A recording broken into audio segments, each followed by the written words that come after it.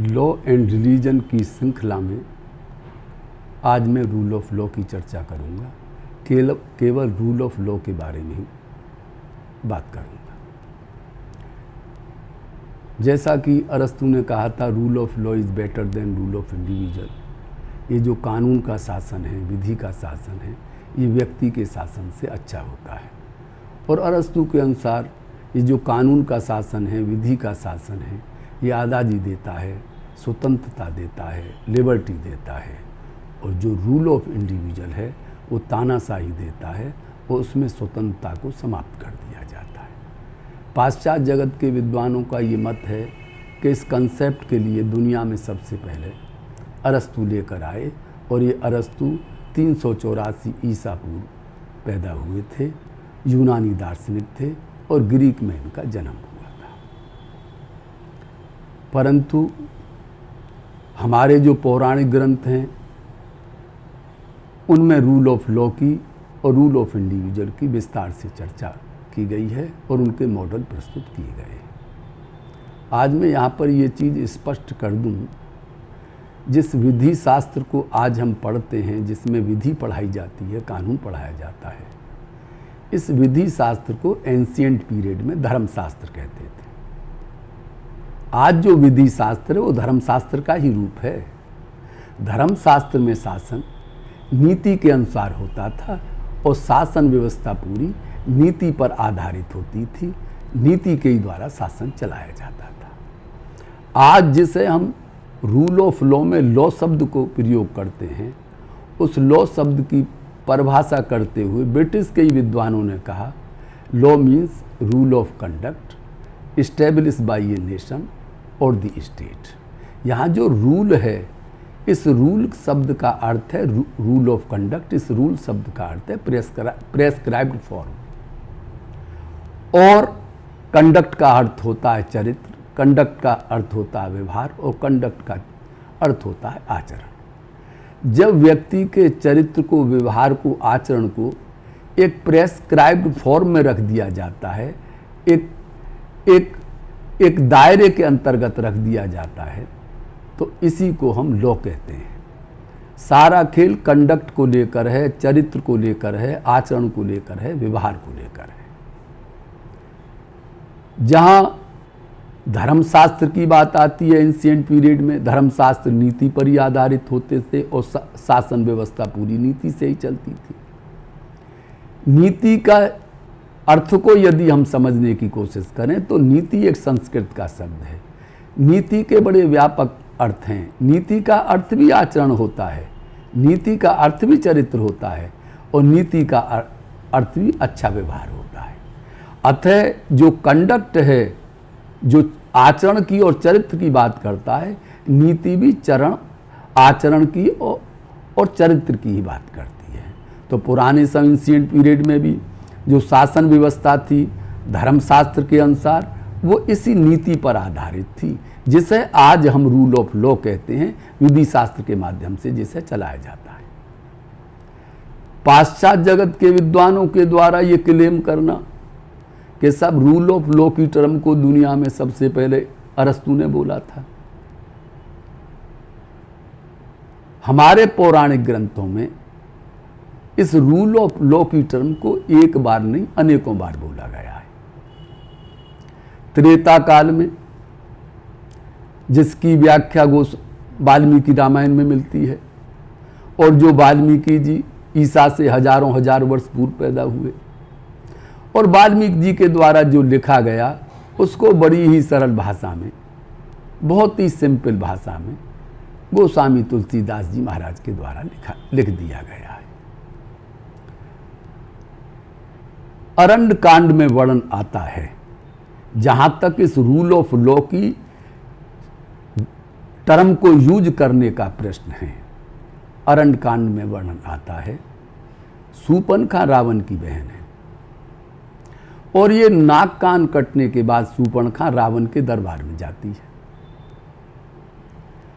रावण के दरबार में जाते हुए वो रावण के सामने दरबार में खड़ी हो जाती है और वो खड़े होते हुए कुछ नीति वचन बोलती है।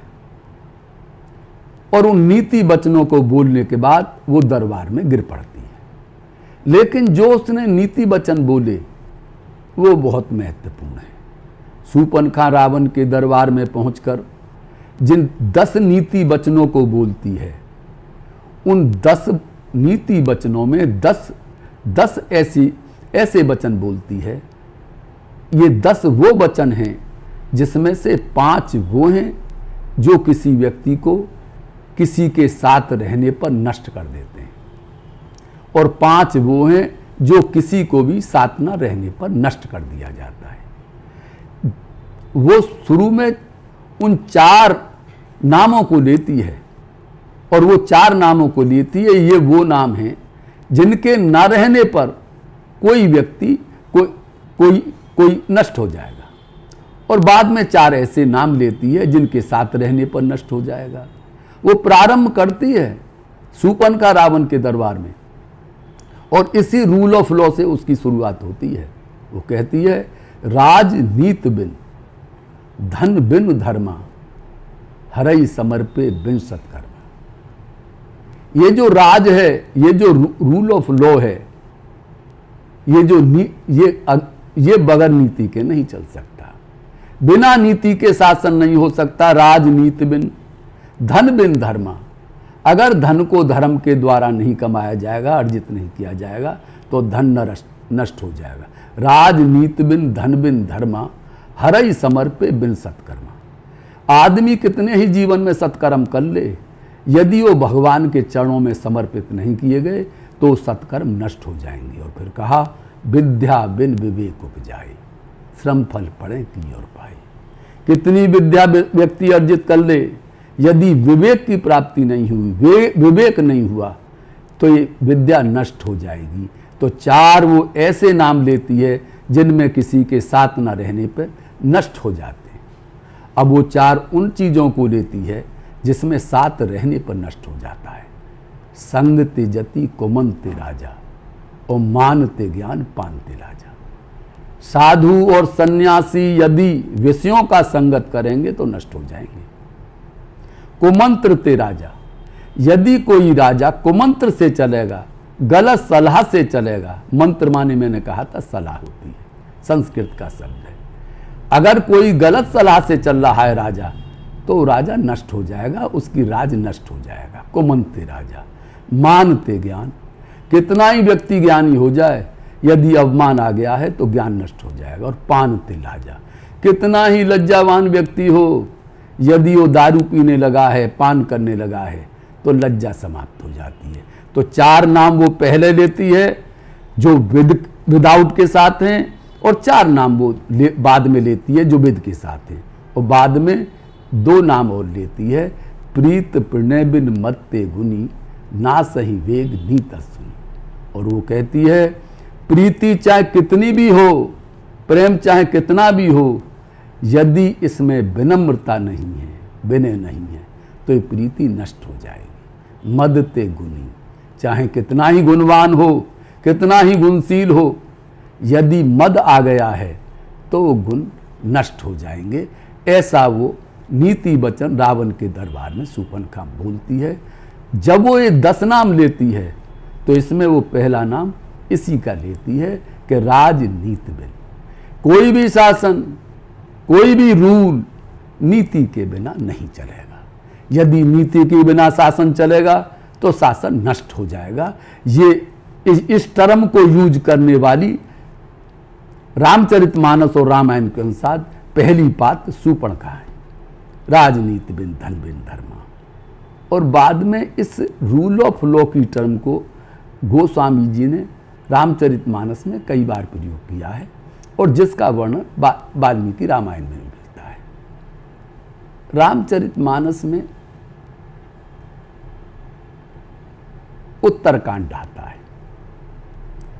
और उत्तरकांड में गोस्वामी जी कुछ प्रश्न पूछते हैं और उन प्रश्नों के उत्तर देने के लिए कहते हैं। प्रश्न पूछे गए हैं इसीलिए से उत्तरकांड कहा जाता है। और गोस्वामी जी ने यही प्रश्न किया, पावन जस की पुन बिन होई, बिन अग अजस की पावई कोई। राज की रहे नीति बिन जाने, अग की रहे बिन हरिचरित बखाने। गोस्वामी ने प्रश्न किया, अरे दुनिया वालों ये बताओ, पावन जस की पुण्य बिन हुई, कोई ऐसा व्यक्ति बताओ जिसे पावन जस मिला हो, सुजस मिला हो, और उसने पुण्य ना किया हो, धार्मिक कार्य ना किए। और फिर कहा, कोई ऐसा व्यक्ति बताओ जिसकी बदनामी हुई हो, जिसको अपजस मिला हो, और उसने पाप ना किया हो। जब व्यक्ति पाप करता है तो उसे अपजस जरूर प्राप्त होता है। और उन्होंने पूछा, ऐसा कोई शासन बताओ, राज की रहे नीति बिन जाने। ऐसा कोई शासन बताओ, ऐसा कोई राज बताओ जो नीति ना जानते हुए राज कोई करता हो। चाहे शासक हो या शासन हो, ये नीति के जानने से ही चलते हैं, और ये नीति से ही चलते हैं। यही है रूल ऑफ लॉ, यही है नीति। यहां पर और फिर आगे वर्णन आता है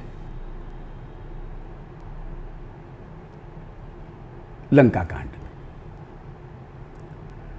लंका कांड में युद्ध शुरू होने से पहले भगवान श्री राम अंगद जी को रावण के दरबार में भेजते हैं, और वो इस आशा के साथ भेजते हैं कि इस युद्ध से होने से अच्छा है ये जनहानि ना हो, रावण को समझ में आ जाए। और अंगद से कहते हैं, अंगद तुम रावण को जाके दो चीजें समझाओ।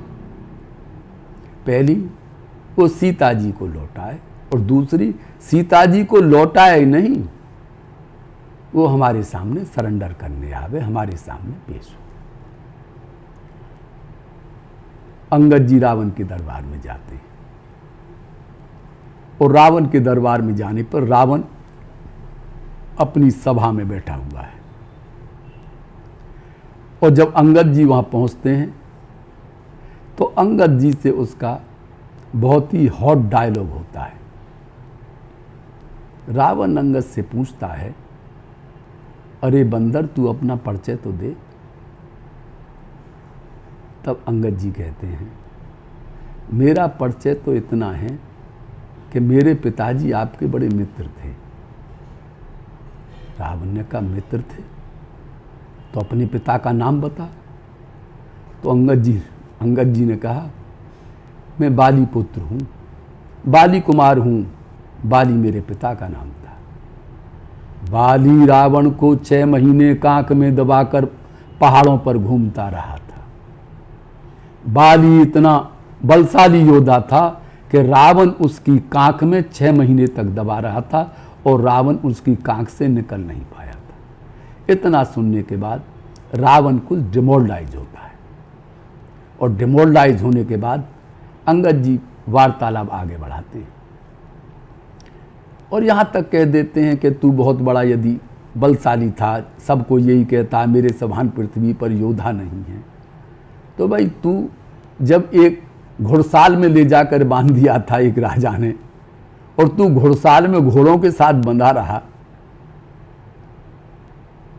तेरे बाबा तुझे छुड़ा कर लाए थे, तू कितना बलशाली है हम सब जानते हैं। जब रावण अपनी इंसल्ट होते हुए देखता है तो रावण एक अंगद जी से कहता है, वो भी यहाँ इसी शब्द को कहता है, वो भी इस रूल ऑफ लॉ को कहता है, और रावण कहता है, खल तब कठिन बचन सब से हूं, नीत धर्म में जानत हूं। अरे दुष्ट, मैं तेरे इन कठोर वचनों को इसलिए सुन रहा हूं क्योंकि मैं नीति और धर्म को फॉलो करता।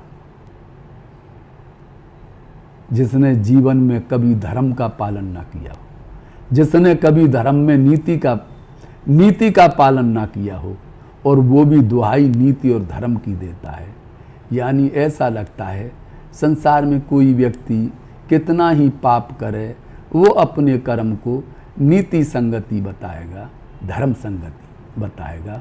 रावण का उदाहरण हमारे सामने, जिसने जीवन में केवल पाप ही पाप किए, वो भी उन पापों को ये कहता है वो सब धर्म सम्मत थे, नीति सम्मत थे, और आज मैं तुझे इसलिए कुछ नहीं कह रहा क्योंकि मैं नीति पर और धर्म पर चलने वाला हूँ और इनको फॉलो करता हूँ।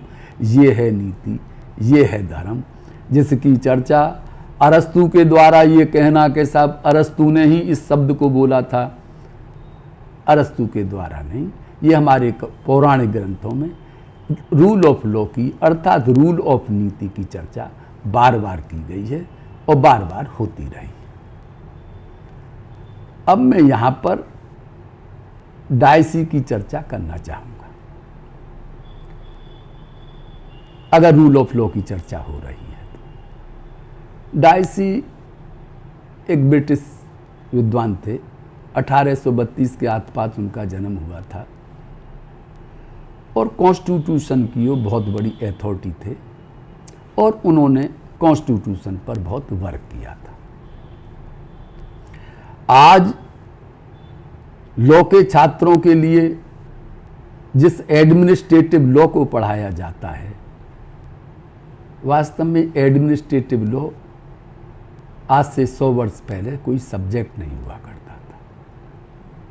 कॉन्स्टिट्यूशन में ही सब कुछ पढ़ाया जाता था और ये डायसी के बाद में एक कॉन्स्टिट्यूशन में से एक अलग ब्रांच बना दी गई एडमिनिस्ट्रेटिव लॉ के नाम पर और एडमिनिस्ट्रेटिव लॉ को अलग कर दिया गया। उसमें कॉन्स्टिट्यूशन के चैप्टर पढ़ाए जाते हैं, जैसे rule of law, separation of powers, delegated legislation, writ jurisdiction. ये जो छोटे छोटे टॉपिक थे वो सब एडमिनिस्ट्रेटिव लॉ में समाहित कर दिए गए। डायसी को जब पढ़ाया जाता है तो छात्रों को प्राय कन्फ्यूजन होता है कि शायद रूल ऑफ लॉ का फाउंडर डायसी था। डायसी रूल ऑफ लॉ का फाउंडर नहीं था। हालांकि पाश्चात्य जगत में तो रूल ऑफ लॉ की टर्म को यूज अरस्तु ने किया था, लेकिन डायसी ने रूल ऑफ लॉ की फिलॉसफी को, रूल ऑफ लॉ की कंसेप्ट को और इस आइडिया को डायसी ने बहुत डेवलप किया था। और डायसी ने रूल ऑफ लॉ की आइडिया को डेवलप करते हुए डायसी ने रूल ऑफ लॉ के 3 मीनिंग बतलाए। ये बहुत ही महत्वपूर्ण है। डायसी ने रूल ऑफ लॉ का पहला मीनिंग बतलाते हुए कहा, ये first meaning rule of law का ये है, रूल ऑफ लॉ का first meaning means equality before law. Dicey ने कहा कि रूल ऑफ लॉ का पहला मीनिंग इक्वलिटी बिफोर लॉ है। ये वही इक्वलिटी बिफोर लॉ है जो इंडियन कॉन्स्टिट्यूशन के आर्टिकल 14 में कही गई है। इक्वलिटी बिफोर लॉ मीन्स कानून के समक्ष सभी लोग समान होंगे, कानून के सामने सबको एक ही समान ट्रीट किया जाएगा। ये इक्वलिटी बिफोर लॉ जो हमारे आर्टिकल 14 में दी गई है, ये रूल ऑफ लॉ का फर्स्ट मीनिंग है जो डायसी के द्वारा बताया गया था। फिर डायसी ने रूल ऑफ लॉ का सेकंड मीनिंग बताया और रूल ऑफ लॉ का सेकंड मीनिंग बताते समय डायसी यही कहते हैं कि रूल ऑफ लॉ का सेकंड मीनिंग है सुपरमेसी ऑफ लॉ, अर्थात लॉ ही सुप्रीम है, लॉ ही सुप्रीम होगा, कोई व्यक्ति सुप्रीम नहीं होगा। सुपरमेसी कानून में ही होगी, कानून ही सुप्रीम है, कोई व्यक्ति सुप्रीम नहीं। और बाद में डायसी ने रूल ऑफ लॉ का थर्ड मीनिंग बताया और इस थर्ड मीनिंग पर डायसी का क्रिटिसिज्म मिलता है। डायसी ने कहा रूल ऑफ लॉ का थर्ड मीनिंग बताते समय रिजल्ट ऑफ ऑर्डिनरी लॉ, बस यही क्रिटिसिज्म है। जो अब तक इक्वलिटी बिफोर लॉ की बात कर रहे थे वो अब ऑर्डिनरी लॉ, स्पेशल लॉ की बात करने लगता है। या तो उसके सामने कोई ऐसा व्यवस्था होगी जिसकी वजह से वो न कह सका हो, लेकिन ऑर्डिनरी लॉ के लिए उसने कहा कि ऑर्डिनरी लॉ वो होगा जिसे जनता के द्वारा चुने हुए जो रिप्रेजेंटेटिव होंगे उनके द्वारा इस ऑर्डिनरी लॉ को, इस कॉमन लॉ को बनाया जाएगा। और ये स्पेशल लॉ में उसने वहाँ के किंग्स को अलग रखा। यही क्रिटिसिज्म डायसी के पीछे आता है, बताया जाता है। अब मैं यहाँ पर डायसी के बारे में एक बात और कहना चाहूँगा। डायसी बहुत बड़े विद्वान थे और कॉन्स्टिट्यूशन पर उन्होंने बहुत वर्क किया, लेकिन हम भारतवर्ष में जिस इंडियन एविडेंस एक्ट को पढ़ते हैं और जिस इंडियन एविडेंस की लाइट में सारे निर्णय दिए जाते हैं, उस एविडेंस एक्ट के जो ड्राफ्ट था उसे तैयार करने वाला जो विद्वान था उसका नाम जेम्स स्टीफन था। हमारा एविडेंस एक्ट जेम्स स्टीफन के द्वारा तैयार किया गया है। और ये जेम्स स्टीफन वो है जो रूल ऑफ लॉ में जिस डाइसी को पढ़ाया जाता है, ये डाइसी का रियल कजिन था। इसके नाम की चर्चा मैंने इसलिए कर दी कि विद्वानों के नाम को जानने पर भी हमें कुछ सीखने का और जानने की जिज्ञासा होती है। तो जेम्स स्टीफन का भाई था, डाइसी उसका भाई था। और ये एक महत्वपूर्ण बात यह है कि एक ही परिवार में दो बड़ी हस्ती पैदा होना, ये बहुत बड़ी क्रेडिट की बात है उस परिवार के लिए जिन्हें आज पूरा संसार पढ़ता है। जेम्स स्टीफन को सब लोग पढ़ते हैं और डाइसी के लिए भी सब लोग पढ़ते हैं। अतः मैं अंत में यही कहना चाहूँगा कि ये जो ब्रिटिश या पाश्चात्य जगत के विद्वानों के द्वारा ये सोच है कि ये जो रूल ऑफ लॉ है ये हमारी कंसेप्ट है, हमारी विचारधारा है और इसको अरस्तु लेकर आए थे, ये सोच बिल्कुल गलत है। मुझे ऐसा लगता है हमारे पौराणिक ग्रंथों को, हमारे धार्मिक ग्रंथों को पाश्चात्य जगत के विद्वानों के द्वारा ले जाया गया है, उनके द्वारा इनकी स्टडी की गई है और हमारी ही ग्रंथों को पढ़ करके, हमारे ही थॉट्स और हमारे ही विचारधारा को पढ़ करके इन्होंने वहाँ पर नए नए थॉट्स दिए जिसे क्रेडिट वो स्वयं लेना चाहते हैं। मेरी मान्यता ये है, ये क्रेडिट हमारे पौराणिक ग्रंथों को जाती है, हमारे धार्मिक ग्रंथों को जाती है। आज बस इतना ही, आगे की चर्चा फिर होगी। यदि ये वीडियो आपको पसंद आया हो तो इसे लाइक ज़रूर करें और चैनल को सब्सक्राइब करें। धन्यवाद।